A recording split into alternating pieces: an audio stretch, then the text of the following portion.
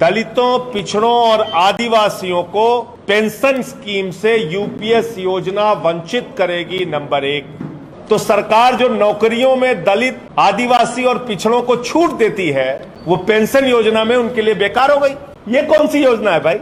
UPS NPS से भी ज्यादा बदतर है। कह रहे हैं वक्फ बोर्ड के पास 9 लाख एकड़ जमीन है, जबकि ये गलत फिगर है। वक्फ की जमीन कब्जा होने जा रही है और अगला नंबर गुरुद्वारा, चर्च और मंदिर की जमीनों को कब्जा करने का है। उसके लिए भी कानून आएगा। 69,000 शिक्षक भर्ती का जो मामला है उसको मैंने बार बार उठाया था कि उसमें आरक्षण के नियमों का उल्लंघन किया गया था। ये 750 किसानों की शहादत का अपमान है, क्योंकि किसानों को बलात्कारी कह रही है भाजपा की सांसद कंगना रनावत। कभी उनको खालिस्तानी कहते हो, कभी पाकिस्तानी कहते हो, कभी आतंकवादी कह रहे हो, अब बलात्कारी कह रहे हो। मायावती जी को मैं बधाई देना चाहता हूं राष्ट्रीय अध्यक्ष बनने पे। कुछ महत्वपूर्ण विषयों पे आपसे वार्ता करनी है। लंबे समय से देश के लाखों कर्मचारी ओल्ड पेंशन स्कीम की मांग कर रहे थे, यानी कि न्यू पेंशन स्कीम बंद करके ओल्ड पेंशन स्कीम की मांग कर रहे थे और ये कह रहे थे कि हमें पुरानी पेंशन की बहाली की जाए। उनकी मांग नहीं सुनी गई। उन्होंने रामलीला के मैदान में आंदोलन किया, जिसमें मैं भी शामिल हुआ था। लखनऊ में किया, अलग अलग राज्यों की राजधानी में किया, जिलों में किया, बहुत सारे धरना प्रदर्शन किए। और जब 4 राज्यों का चुनाव अभी आने वाला है तो उसके ठीक पहले भारत की सरकार, आदरणीय नरेंद्र मोदी जी की सरकार यूपीएस लेके आई है। कह रही है कि ये बिल्कुल क्रांतिकारी कदम है और जैसे पुराने पेंशन की स्कीम थी वही स्कीम है ये। लेकिन इस यूपीएस की हकीकत आपके सामने मैं बताना चाहूंगा। पहली बात, ये यूपीएस का जो पेंशन जो स्कीम है, यूनिफाइड पेंशन स्कीम, एकीकृत पेंशन स्कीम जो है, एकीकृत पेंशन योजना, ये भारी संख्या में दलितों, पिछड़ों और आदिवासियों को पेंशन स्कीम से वंचित करेगी। नंबर 1, दलितों, पिछड़ों और आदिवासियों को पेंशन स्कीम से यूपीएस योजना वंचित करेगी। नंबर 1। नंबर 2, देश में लाखों की संख्या में काम करने वाले अर्धसैनिक बल जो अपना जान जोखिम में डालकर भारत माता की रक्षा करते हैं, भारत के संसद की रक्षा में अपने प्राणों की आहुति देते हैं, वो पैरामिलिट्री फोर्सेस के लोग, अर्धसैनिक बल के लोग इस पेंशन योजना से वंचित रह जाएंगे, पेंशन पाने से वंचित रह जाएंगे। नंबर 3, ये योजना कर्मचारी का पैसा लेकर कर्मचारी को पेंशन देने की योजना है। ये योजना, मूल बात जो इसकी है कि कर्मचारी का पैसा लेकर कर्मचारी को पेंशन देने की योजना है। इसमें सरकार कोई एहसान नहीं कर रही कर्मचारी के ऊपर। सरकारी नौकरियों में एससी, एसटी, ओबीसी को उम्र की छूट होती है, यानी कि 40 साल तक एससी, एसटी वर्ग के लोग सरकारी नौकरी पा सकते हैं और 38 साल तक पिछड़ा वर्ग के लोग, जिसमें हिंदू पिछड़ा वर्ग भी शामिल है, मुस्लिम पिछड़ा वर्ग भी शामिल है, ओबीसी के लोगों को 38 वर्ष तक नौकरी मिल सकती है, सरकारी नौकरी। अब सपोज कीजिए कि किसी को 36 साल में नौकरी मिली और वो दलित और आदिवासी है। किसी को 36 साल में नौकरी मिली और वो ओबीसी है।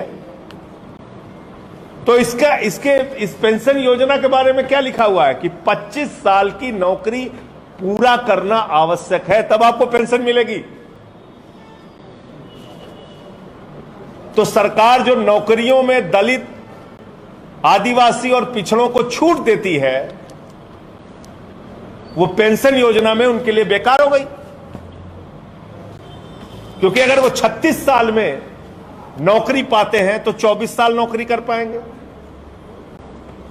अगर 37 साल में नौकरी पाते हैं तो 23 साल नौकरी कर पाएंगे, अगर 38 साल में नौकरी पाते हैं तो 22 साल नौकरी कर पाएंगे। तो ये पेंशन स्कीम इस देश के लाखों दलित, पिछड़ा और आदिवासी समुदाय के लोगों को पेंशन की सुविधा से वंचित करेगी, उनको पेंशन नहीं मिलेगी, नंबर 1। नंबर 2, अर्धसैनिक बलों की बात करें। अधिकतर अर्धसैनिक बल के लोग 20 साल की नौकरी करने के बाद रिटायरमेंट ले लेते हैं। पुरानी पेंशन स्कीम में, ओपीएस में, उनको पूरी पेंशन मिलती थी, यानी कि जो अंतिम उनकी सैलरी होती थी, मान लीजिए अंतिम सैलरी उन्होंने निकाली 1 लाख रुपए, तो उनको 50,000 रुपए पेंशन के रूप में मिलती थी। अब तो आपने कह दिया साहब 25 साल नौकरी करना जरूरी है, तो उनकी तो सर्विस ही 20 साल की है, 20 साल में वो रिटायर हो जाते थे। अब पहली बात तो 25 साल तक नौकरी करें, कर सकते हैं, लेकिन घिस घिस के नौकरी, मतलब कोई करना नहीं चाहता। 20 साल में अधिकांशता पैरामिलिट्री फोर्सेस के लोग रिटायर हो जाते हैं, अब वो पेंशन से वंचित हो जाएंगे। भारी संख्या में जो देश की रक्षा के लिए अपनी कुर्बानी तक देते हैं, अर्धसैनिक बलों के लोग। दूसरी बात, तीसरी बात क्या है, जो मैंने कहा कि कर्मचारी का पैसा लेकर पेंशन देने की योजना है। पुरानी पेंशन की स्कीम में आपका जो पैसा कटता था, कभी बेटी की शादी करनी हो तो आप जीपीएफ का पैसा निकाल सकते थे, कभी घर मकान बनवाना हो, छोटी सी जमीन का टुकड़ा लेना हो, तो बिना ब्याज के आप अपना पैसा निकाल सकते थे। और जब आप रिटायर होते थे तो आपको पूरा पैसा जो आपका जीपीएफ के नाम पे कटता था, वो पैसा आपको मिल जाता था। और उसके साथ साथ अंतिम जो आप सैलरी निकालते थे, उसका आधा बेसिक प्लस डीए का आधा आपको पेंशन मिल जाती थी। इस योजना में क्या किया, अगर आज से आप नौकरी करेंगे और आपकी उम्र 20 साल है, तो याद रखिएगा 40 साल तक, अगर 60 साल आपने नौकरी की तक आपके तो 25 साल कटौती होगी, और 20 साल नौकरी की तो 20 साल कटौती होगी। लेकिन जिसकी कटौती 25 साल तक होगी उसको तो पेंशन का लाभ मिलेगा, लेकिन जिसकी कटौती 20 साल होगी उसको पेंशन का लाभ नहीं मिलेगा। यह कौन सी योजना है भाई?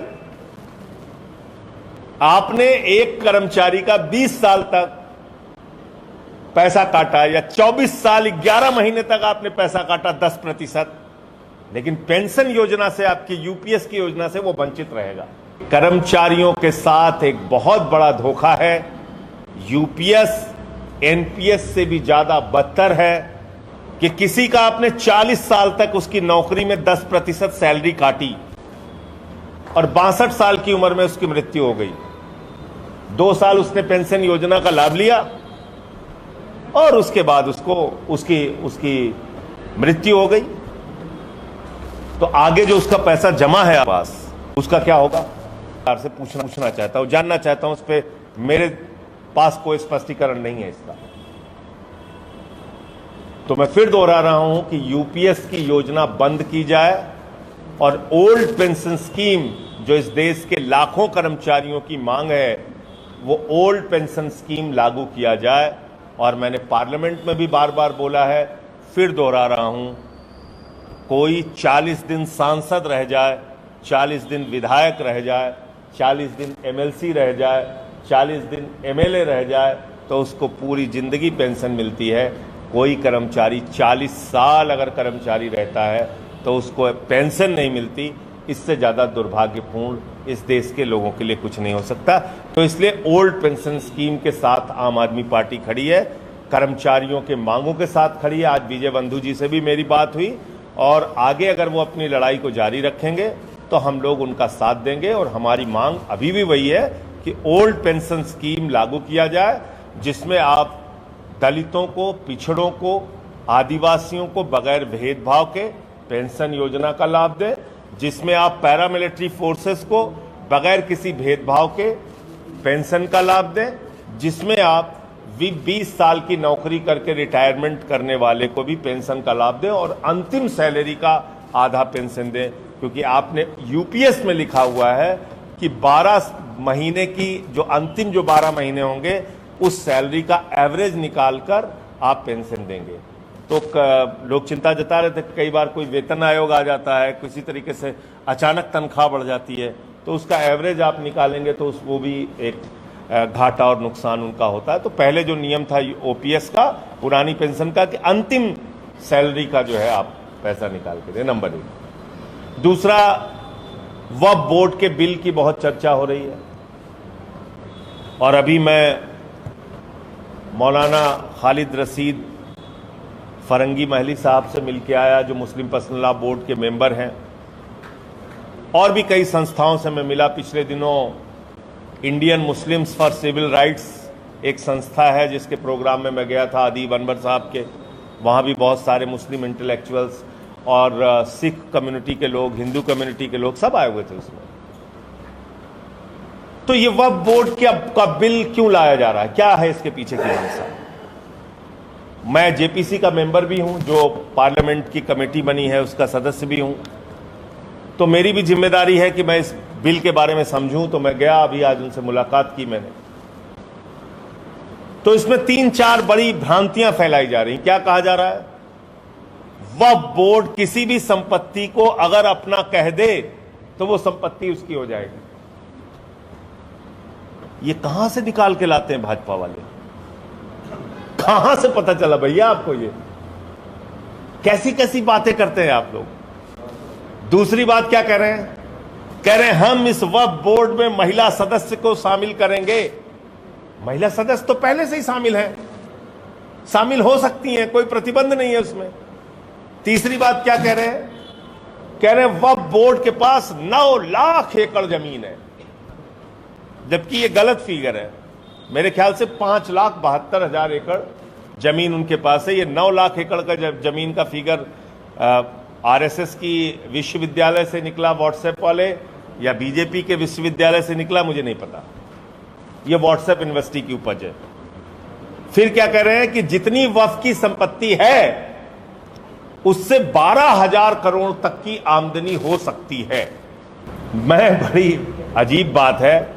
तो अब इस देश की मस्जिदों में नमाज पढ़ने का टिकट लगाया जाएगा तो आमदनी हो सकती है, या कब्रिस्तान में किसी को दफन करना है तो उसका पैसा लगाओ तो आमदनी हो सकती है, या दरगाहों से आमदनी करो या मदरसों से आमदनी करो। आप आमदनी कैसे कर सकते हैं? कहां से करेंगे? अच्छा चलिए, 12,000 करोड़ की आमदनी की इतनी चिंता है तो मैं एक सुझाव दे रहा हूं मोदी जी को कि आप नीरव मोदी को अकेले पकड़ के लेके आइए, 20,000 करोड़ रुपए की वसूली इससे कीजिए और 12,000 करोड़ वक्फ बोर्ड वालों को दान दे दीजिए, 8,000 करोड़ अपने सरकारी खजाने में रखिए। क्या समस्या आपको? लेकिन ये बांटो और राज करो का बिल है और अपने दोस्तों को लाभ पहुंचाने का बिल है। मैं पूरी जिम्मेदारी से इस बात को कह रहा हूं। वक्फ की संपत्ति कैसे दान दी जाती है, मैं उसका एक छोटी से 2 लाइन की बात आपको बताता हूं। किसी व्यक्ति को अपनी संपत्ति वक्फ करनी है अगर, तो पहले सर्वे कमिश्नर, जो सरकार का व्यक्ति होता है, वो उसका सर्वे करता है। फिर 1 साल तक उस पर नो ऑब्जेक्शन मांगा जाता है। फिर 1 साल के बाद सरकार का, शासन का सेक्रेटरी, जो सरकारी कर्मचारी है, वो उसको नोटिफाई करता है एज ए वक्फ प्रॉपर्टी। ये तरीका है, इतना ट्रांसपेरेंट तरीका है। तो इसमें कहां से ये बात आ गई कि किसी को भी वक्फ संपत्ति घोषित की जा सकती है? फिर क्या कह रहे हैं? कह रहे हैं ट्रिब्यूनल के, वक्फ बोर्ड के ट्रिब्यूनल के फैसले को कहीं चैलेंज नहीं किया जा सकता। यह और भी हास्यास्पद बात है। वक्फ बोर्ड के ट्रिब्यूनल के फैसले को हाई कोर्ट में, सुप्रीम कोर्ट में कहीं भी चैलेंज किया जा सकता है और इसको लेकर कई फैसले भी आए हैं। तो ये दूसरी गलत बात है जो प्रचारित की जा रही है। तीसरी बात क्या कही जा रही है, सच्चर कमेटी ने ये कहा, सच्चर कमेटी ने ये कहा। सच्चर कमेटी की मैं रिपोर्ट आपको भेजूंगा। सच्चर कमेटी ने जो असल बात कही उसको हमारे कानून मंत्री जी ने नहीं बोला, हमारी सरकार ने नहीं बोला। सच्चर कमेटी ने कहा दिल्ली हो, राजस्थान हो, उत्तर प्रदेश हो, कई ऐसे राज्य हैं जहां पर की वक्फ की जमीनों पर सरकार ने कब्जा कर रखा है, उसको हटाया जाए। यह लिखा हुआ है सच्चर कमेटी की रिपोर्ट में, वो आप बोलते नहीं। और एक महत्वपूर्ण बात यह है, ये बाबा साहब के द्वारा लिखे गए भारतीय संविधान की धारा 26 के भी खिलाफ है। धारा 26 क्या कहती है? धारा 26 कहती है किसी भी धर्म के व्यक्ति को अपने उपासना पद्धति के हिसाब से पूजा पाठ इबादत करने की, प्रार्थना करने की पूरी छूट है। और दूसरा, वो कानून कहता है, भारत का वो संविधान का की धारा कहती है कि किसी भी व्यक्ति को अपनी धार्मिक संपत्ति के प्रबंधन की पूरी आजादी है, और उसमें उसी धर्म के व्यक्ति होंगे, कोई दूसरा धर्म का व्यक्ति नहीं होगा। ये लिखा हुआ संविधान में हमारे। तो आप कह रहे हैं कि उसमें गैर मुस्लिम को हम शामिल करेंगे, तो ये भारत के संविधान की धारा 26 के भी खिलाफ है। फिर आप कह रहे हैं उसमें प्रैक्टिसिंग मुस्लिम होगा तब वो वक्फ कर सकता है। बड़ी मजेदार बात सुनिएगा, कह रहे हैं कि 5 साल तक कोई व्यक्ति मुस्लिम धर्म के रीति रिवाजों का पालन करेगा पहले, तभी वो दान कर सकता है। बहुत सारे लोग होते हैं मुसलमानों में जो सिर्फ जुम्मे की नमाज पढ़ते हैं, बहुत सारे लोग होते हैं जो रोजा रखते हैं, नहीं रखते, लेकिन वो दान नहीं कर सकते। मोदी जी कह रहे हैं वक्फ नहीं कर सकता वो। और वक्फ के मूल कानून में क्या लिखा है कि मुस्लिम हो या गैर मुस्लिम कोई भी दान कर सकता है। तो दान कोई भी कर सकता है, लेकिन अब उसको परिवर्तित कर दिया कि नहीं साहब, वक्फ तो वही कर सकता है जो 5 साल का प्रैक्टिसिंग मुस्लिम हो। तो क्या मुसलमानों के घर में सीसीटीवी कैमरा लगाएंगे मोदी जी? चेक करेंगे कि वो नमाज पढ़ रहे हैं, नहीं पढ़ रहे हैं, प्रैक्टिसिंग मुस्लिम है कि नहीं है? तो कुल मिलाकर ये जो कानून आया है, वक्फ बोर्ड संशोधन बिल, मैं देश के लोगों को आगाह करना चाहता हूं, सावधान हो जाइए। अगला नंबर गुरुद्वारों की जमीनों को कब्जा करने का है, चर्च की जमीनों को कब्जा करने का है, मंदिर की जमीनों को कब्जा करने का है, दलितों और आदिवासियों की जमीनों को कब्जा करने का है। क्योंकि किसानों की जमीनों को कब्जा करने का 3 काला कानून फेल हो गया, इसलिए वक्फ की जमीन कब्जा होने जा रही है। और अगला नंबर गुरुद्वारा, चर्च और मंदिर की जमीनों को कब्जा करने का है, उसके लिए भी कानून आएगा। मैं देश के लोगों को आगाह करना चाहता हूं, नंबर 1। और नंबर 2, भारतीय सेना की जमीन को, 13,000 एकड़ जमीन को अभी उठाकर अपने दोस्त अडानी और कुछ लोगों को अयोध्या में दे दिया गया, यह भी एक बहुत बड़ा सच है। तो यह जमीनों को कब्जा करने की योजना है।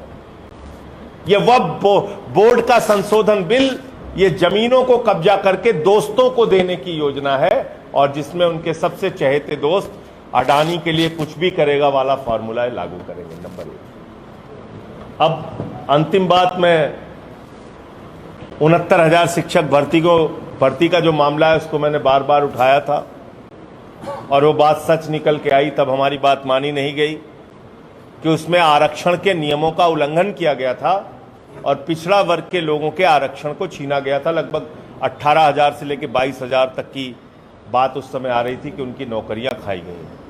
अब दोनों पक्ष आंदोलन कर रहे हैं, जो नौकरी से निकाले गए और जिनको नौकरी मिलनी चाहिए थी। सरकार इसका समाधान निकाले, और इसका समाधान निकालकर आरक्षण उसकी मूल भावना के अनुसार, उसके मूल स्वरूप में, उसके नियमों के अनुसार, बगैर कोई हेर फेर किए लागू होना चाहिए। और जो शिक्षक भर्ती की बात है, 69,000 आपने किया है, बहुत सारे शिक्षकों के पोस्ट अभी भी खाली है, वो पूरी पोस्ट भरिए और सबको नौकरी दीजिए। ये एक बात हम कहना चाहते हैं। 2 दिन पहले बहुत ही आपत्तिजनक बयान भारतीय जनता पार्टी की सांसद कंगना रनावत जी ने दिया और ये देश के अन्नदाताओं का अपमान है।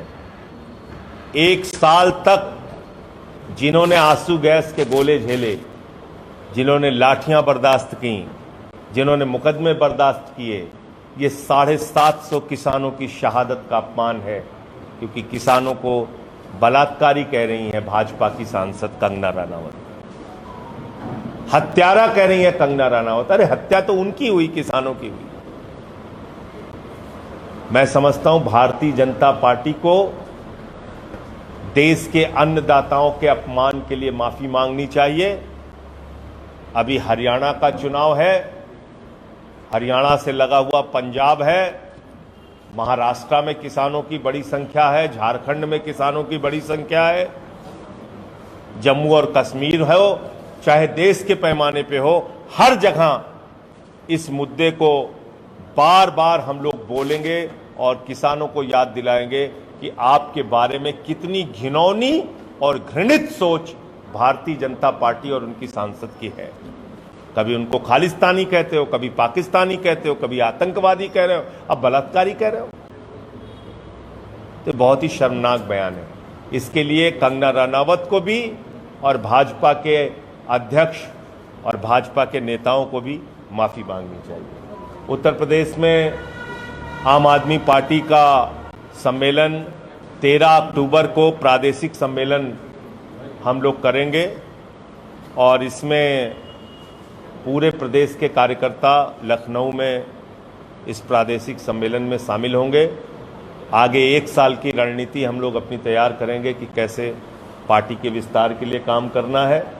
8 जोन में उस 13 अक्टूबर के प्रादेशिक सम्मेलन के बाद 8 जोन के अंदर 8 प्रांत जो उत्तर प्रदेश के हमने बनाए हैं पार्टी की ओर से, उसमें प्रशिक्षण शिविर का आयोजन होगा और जो तिरंगा शाखा हमारी थी उसका विस्तार करके फिर से हम लोग काम शुरू करेंगे। बीच में उसका काम थोड़ा बाधित हुआ है, रुका है, तो उस तिरंगा शाखा को फिर से सक्रिय करने की हमारी आने वाले दिनों में योजना है। मुझे इतनी बात कहनी थी, हमने आपका ज़्यादा समय लिया। आपके कोई प्रश्न तो आप पूछिए। इन 10 सीटों के उपचुनाव में आम आदमी पार्टी कहीं चुनाव नहीं लड़ रही है और हमारे जो साथी हैं हम सब प्रयास करेंगे कि इंडिया गठबंधन की इसमें जीत हो और 10 के 10 विधानसभाओं में, क्योंकि लोकसभा के जो चुनाव परिणाम आए वो इस बात का सीधा संकेत है कि लोग अब मोदी जी के जुमलों से, बीजेपी के झूठे वादों से ऊब चुके हैं। संजय सिंह जी, अभी जो योगी जी का एक स्टेटमेंट आया है, वो भाषण आगरा में दिया, इसमें उन्होंने कहा है कि बटेंगे तो कटेंगे, इस पर आपकी क्या प्रतिक्रिया? जुड़ोगे तो बढ़ोगे, मोहब्बत की बुनियाद पे हिंदुस्तान आगे बढ़ेगा। जुड़ोगे तो बढ़ोगे। हम अहिंसा के सिद्धांत को मानने वाले देश हैं।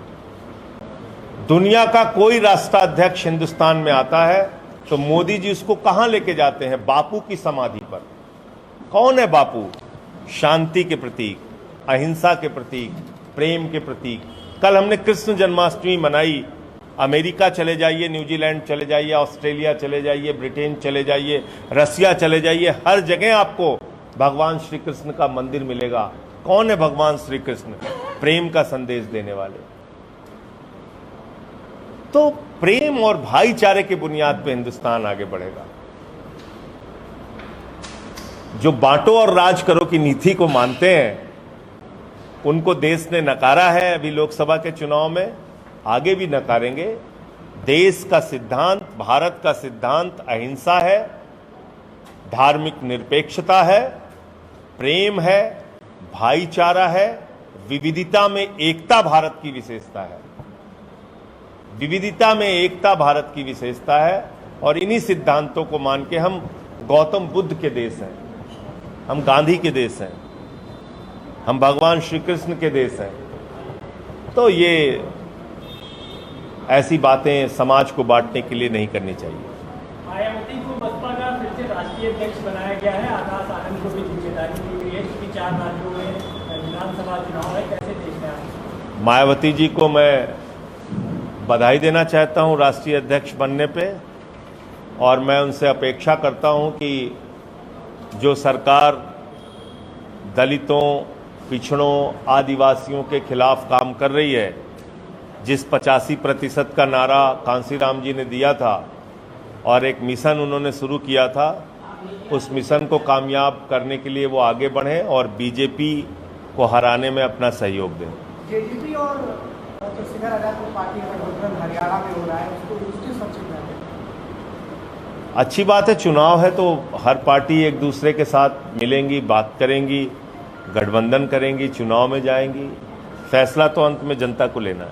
फर्रुखाबाद में एक ही दुपट्टे से दोनों बहनों की लाशें लटकी पाई गई है। मैंने देखा और बहुत ही दुखद और पीड़ादायक घटना है ये। तो इसकी सघन जांच करा के, गहनता से इस पूरे मामले की जांच करा के सख्त से सख्त कार्रवाई इस पे की जाए। मैं ऐसी मांग उत्तर प्रदेश सरकार से करता हूँ। नेशनल दस्तक की आपसे गुजारिश है कि अगर इसको बचाना चाहते हैं तो नेशनल दस्तक को सब्सक्राइब करने के लिए रेड कलर के सब्सक्राइब बटन को दबाएं, फिर बेल आइकन की घंटी दबाएं। नेशनल दस्तक को बचाने के लिए बहुत जरूरी है कि हर खबर को शेयर करें, लाइक करें, कमेंट जरूर करें।